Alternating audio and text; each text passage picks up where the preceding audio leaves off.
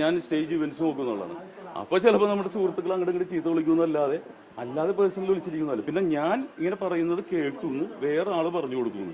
ഞാൻ ഇങ്ങനെ വിളിച്ചിട്ടില്ല. എനിക്ക് എങ്ങനെയാണ് ഇസ്ലാമിലേക്ക് അല്ലെങ്കിൽ ജിഹാദി, എൻ്റെ കൂട്ടുകാർ മൊത്തം മുസൽമാന്മാരാ. ഇപ്പൊ ഇവിടെ വരുന്നവരെല്ലാം എൻ്റെ അടുത്തുള്ള കറുകപ്പള്ളിയിൽ എൻ്റെ സുഹൃത്തുക്കളാണ്. മമ്മൂക്ക അത് അവര് ലൊക്കേഷനിൽ അങ്ങോട്ടും ഇങ്ങോട്ടും ഒക്കെ ഉണ്ടായ സംസാരങ്ങൾ ഇവിടെ ആരെങ്കിലും ഉണ്ടെങ്കിൽ പറഞ്ഞു. പ്രിയങ്ക ഇവിടെ ഉണ്ട്. ഞാൻ വന്ന അന്ന് മുതലുള്ള ഇവിടെ മെഡിക്കൽ ക്യാമ്പ് കിടന്നുകൊണ്ടിരിക്കുക. എന്നെ കുറിച്ച് ഇവിടെ എന്തെങ്കിലും ആരോപണങ്ങൾ, ഇതിപ്പോ കാശ് കൊടുത്തോണ്ട് ഇവിടെ ഇരിക്കുന്നതുകൊണ്ട് ഞാൻ വിളിച്ചാണ്. പറ ഓക്കെ ആരോപണങ്ങളോ എന്തെങ്കിലും ഒരു പ്രശ്നമോ ഏതെങ്കിലും, അതായത് നമ്മുടെ മെമ്പേഴ്സിന്റെ അടുത്ത് എല്ലാവർക്കും ചോദിക്കണം കേട്ടോ, കമ്മിറ്റി മെമ്പേഴ്സ് അല്ല, അല്ലാത്തവരും.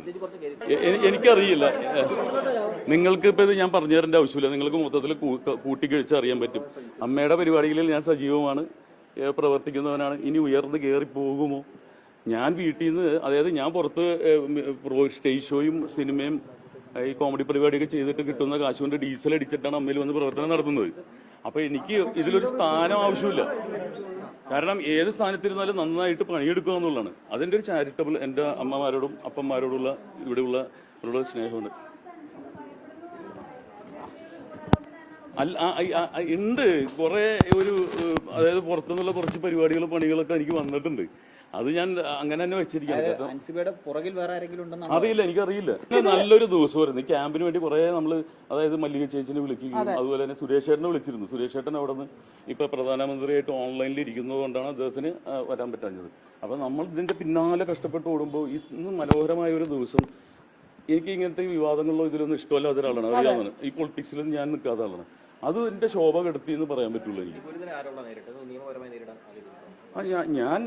എനിക്കെതിരുള്ള ആലിഗേഷന്റെ പ്രൂഫ് വേണ്ടേ? ഒരാൾ പറഞ്ഞിട്ട് ഇപ്പൊ നിങ്ങള് പുള്ളിക്കാരിനെ കുറിച്ച് എന്തോ പറഞ്ഞു എന്ന് പറഞ്ഞിട്ട് ഞാൻ ചെന്നിട്ട് പറയാം, അതെ ഈ മനുഷ്യൻ എന്നെ നിങ്ങളെ കുറിച്ച് പറഞ്ഞിട്ടെന്ന് ഞാൻ എങ്ങനെയാണ് ആലിഗേഷൻ ചെയ്യണത്? നിയമപരമൊന്നുമില്ല, പുറത്തുനിന്ന് പോണ്ട്. ഇവിടെ തന്നെ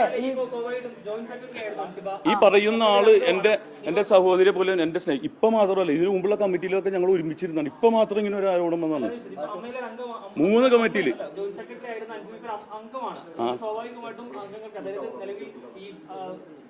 അമ്മ സംഘടന മുന്നോട്ട് കൊണ്ടുപോകുന്ന ആൾക്കെതിരെ ഇങ്ങനെ ഒരു ആരോപണം വരുമ്പോൾ അതിനെതിരെ അൻസിബിക്കെതിരെ നടപടി ഉണ്ടാവും, അല്ലെങ്കിൽ എന്തായിരിക്കും അതിൽ? അതൊക്കെ കമ്മിറ്റി